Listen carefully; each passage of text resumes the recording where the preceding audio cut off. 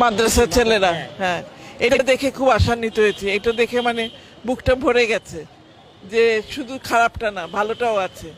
এবং অনেকগুলো অনেকগুলো মন্দির কিন্তু পাহারা দিচ্ছে মাদ্রাসার ছেলেরা।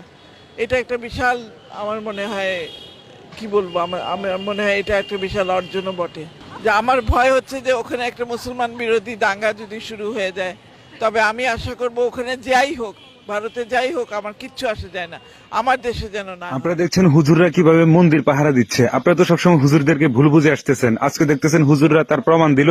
হুজুররা এখানে নিজ দায়িত্বে যাতে মন্দিরের উপর কোনো হামলা না আসে, আপনারা দেখতেছেন এখানে মন্দির পাহারা দিচ্ছে। এবং এই ভিডিওটি আপনারা বেশি বেশি করে শেয়ার করে সবাইকে দেখার সুযোগ করে দিবেন। এবং ভিডিওটি যদি আপনাদের কাছে ভালো লেগে থাকে অবশ্যই পেজটি ফলো করে সাথে থাকবেন। আজকে অভিনন্দন জানাই এখানে থেকে যে আজকে সংখ্যালঘুদের কথা বলা হচ্ছে, টুকটাক অনেক দুই একখানা হওয়ার চেষ্টা হয়েছে। আমাদের মানুষ, মাদ্রাসার ছাত্ররাও উদাহরণ সৃষ্টি করেছে, তারা ওই প্রতিষ্ঠানগুলো প্রোটেকশনের